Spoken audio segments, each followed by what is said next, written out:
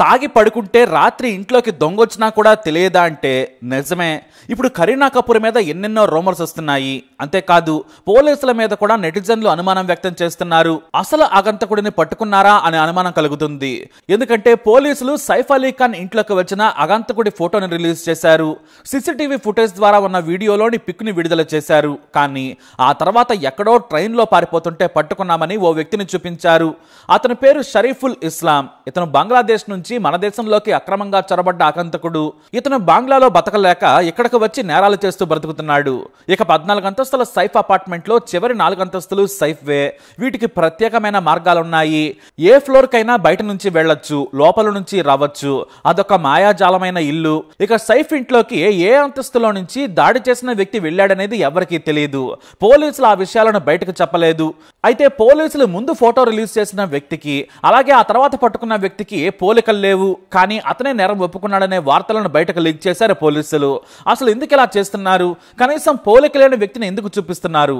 అసలు ఆగంతకుడిని పట్టుకోవడంలో కాస్త ఆలస్యం కావడంతో ఎవరో ఒకరిని పట్టుకున్నారా? ముంబై సేఫ్ ప్లేస్ కాదనే విమర్శలను తిప్పికొట్టేందుకు పోలీసులు ఫేక్ డ్రామాలు ఆడుతున్నారా అనేది ఇప్పుడు అందరి మదిలో ఉన్న ప్రశ్న. వాస్తవానికి ఆగంతకుడు దొరికాడు, సైఫ్ కేసు క్లోజ్ అయిపోయింది అనుకున్నారు. కానీ చాలా మిస్టరీలు ఈ కేసులో ఉన్నాయి. ఇప్పుడు బాంద్రా పోలీసులు చావు కబురు చల్లగా చెప్పారు. సైఫ్ ఇంట్లో సేకరించిన ఫింగర్ ప్రింట్స్ కి నిందితుడి వేలిముద్రలకి మ్యాచే కాలేదు. ఒక్కటంటే ఒక్కటి కూడా సరిపోలలేదు అనే వార్తలు జాతీయ మీడియాలో వైరల్ గా మారాయి. జనవరి 19న ఆగంతుడి ఇంట్లోకి వచ్చాడు, సైఫ్ మీద దాడి చేశాడు. మొత్తం 19 వేలిముద్రలను క్లూస్ టీమ్ సేకరించింది. కానీ అవి పోలీసులు అరెస్ట్ చేసిన వ్యక్తివి మాత్రం కావు. దీంతో పోలీసులకు ఫ్యూజులు అవుట్ అయ్యాయి. మళ్లీ పరీక్షల కోసం ఘటనా స్థలం నుంచి మరిన్ని నమూనాలను తీసుకోవాలని భావిస్తున్నారు. అయితే సైఫ్ ఏరియాలో కొంత ప్రాంతాన్ని పోలీసులు బ్లాక్ చేశారు. కానీ మిగతా ప్రాంతంలో మాత్రం సైఫ్ ఫ్యామిలీలో పనిచేసే మనుషులు మొత్తం క్లీన్ చేసేశారు. సైఫ్ షర్ట్ మీద ఉన్న రక్తపు మరకలను ల్యాబ్కు పంపారు. కానీ ఫింగర్ ప్రింట్స్ తప్ప ఏమీ దొరకలేదు. అయితే దొండగుడి దుస్తుల మీద రక్తపు మరకలున్నాయి. అవి కూడా పోలలేదనే వార్తలు షాకు గురి చేస్తున్నాయి. తాను దొంగతనం చేసేందుకే సైఫ్ ఇంట్లోకి చొరబడ్డానని చెప్పాడట. మరి అతనే అన్నీ చెబితే ప్రింట్స్ ఎందుకు మ్యాచ్ కావడం లేదు? ఇదే ఇక్కడ పెద్ద మిస్టరీ. ఇక రెండో పార్ట్ కొద్దాం. డాక్టర్లు తాము చాలా పెద్ద కత్తి మొనను సైఫ్ వెన్నెముక నుంచి బయటకు తీశామని ఫోటోను రిలీజ్ చేశారు. ఇక స్పైన్ కు దగ్గరగా గాయమైంది. స్పైన్ దగ్గర ఉన్న ద్రవాలు లీక్ కాకుండా చర్యలు తీసుకున్నామని చెప్పారు. 6 గంటల ఆపరేషన్ చేశామన్నారు. కానీ సైఫ్ మాత్రం హాస్పిటల్ నుంచి బయటకు వచ్చి గెంతులు వేసుకుంటూ వెళ్లిపోయాడు.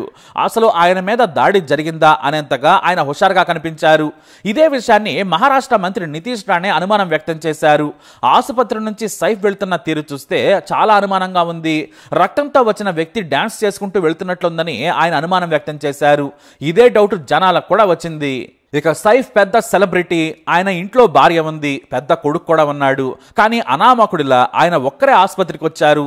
ముందు కొడుకు తీసుకొచ్చాడని చెప్పారు. అయితే సైఫ్ ను ఆసుపత్రికి తీసుకెళ్లేందుకు ఆటో మాట్లాడుకుని రమ్మని కరీనా చెప్పిందట. పని మనిషి రోడ్డు మీదకి వెళ్లి ఆటోని పిలిచింది. ఆ తర్వాత గాయంతో ఉన్న సైఫ్ నడుచుకుంటూ వచ్చి ఆసుపత్రికి తీసుకెళ్లమన్నాడు. అప్పటికే అతని గాయానికి కట్టుకట్టారు పనివాళ్లు. ఒంటరిగా ఆసుపత్రికి వెళ్లిన సైఫ్ తాను సినిమా హీరోలను చెప్పుకోవాల్సి వచ్చింది. అతన్ని చూడగానే ఆసుపత్రి సిబ్బంది స్ట్రెచర్ మీద పడుకోబెట్టి ఐసీయూకి తీసుకెళ్లారు. దగ్గరి సన్నిహితులు ఆసుపత్రికి చేరుకున్నారు. అయితే కరీనా మీద ఇప్పుడు విమర్శలు ఎక్కువయ్యాయి. ఎందుకంటే సైఫ్ మీద దాడి జరిగినప్పుడు ఆమె ఫుల్లుగా తన సోదరితో మద్యం తాగుతుంది. అది కూడా 14వ అంతస్తులో. కరిష్మా కపూర్ తో కలిసి మంచి మందు విందులో ఉంది. 11వ అంతస్తులో పనివాళ్లు పడుకున్నారు. చిన్న కొడుకు కూడా అక్కడే ఉన్నాడు. 12వ అంతస్తులో సైఫ్ పెద్ద కొడుకున్నాడు. 13వ అంతస్తులో సైఫ్ ఉన్నాడు. అయితే దాడి జరిగినప్పుడు మొదట సైఫ్ వచ్చాడు. దొండగుడిని అడ్డుకునేందుకు ప్రయత్నం చేశాడు. ఆ సమయంలో సైఫ్ కు గాయం కావడంతో అంతా కంగారు పడ్డారు. ఆగంతకుడు మెయిన్ డోర్ నుంచే పారిపోయాడు. గొడవ సమయంలో తనకు ₹1 కోటి కావాలని కూడా డిమాండ్ చేశాడట. కానీ పని వాళ్ళందరినీ చూసి తానొక్కడిని ఏమీ చేయలేనని పారిపోయాడట.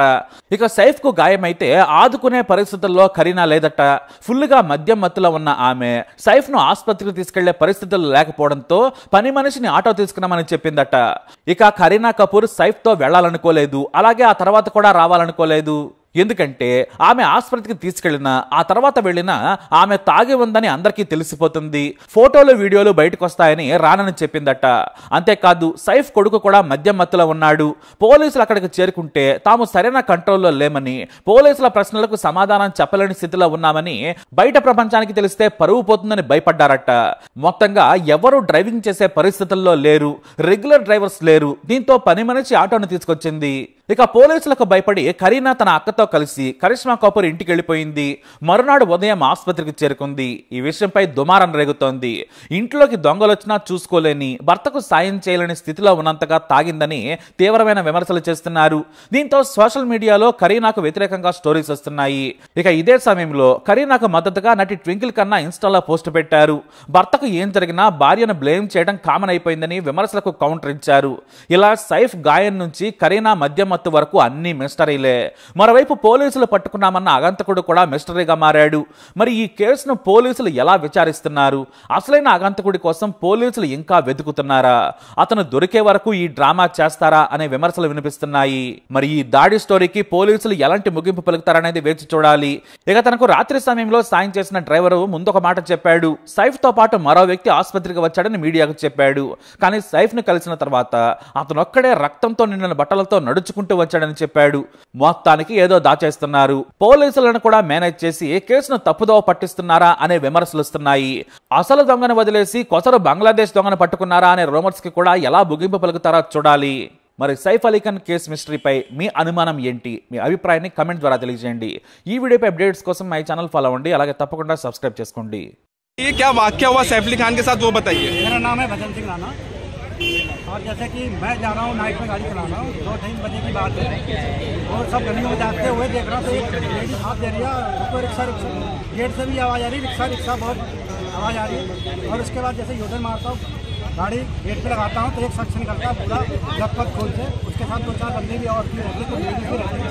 तो उसके बाद बैठाया जाता है, रिक्शे में बैठाया जाता है, फिर बोलता किधर छोड़ने का, पूरा लीलावती जाओगे या ओनली फैमिली जाओगे। तो करने के बाद उसके बाद बोलते हैं लीलावती, मैं छोड़ता हूँ, मुश्किल से 4-5 मिनट लगता है उनको छोड़ने में।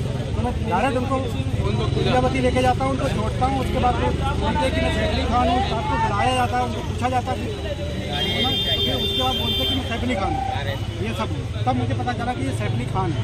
क्या आपको पुलिस ने स्टेटमेंट के लिए बुलाया है? नहीं, वैसा कुछ नहीं। मेरा कितना जख्म था जब सैफ अली खान आपकी गाड़ी में बैठे? कम मैं ऐसा नहीं देखा था, ऐसा हल्का निकल रहा था, गर्दन से निकल रहा था, बाकी जब उतरे थे तो पीठ से भी निकल रहा था, ऐसा। बहुत शुक्रिया।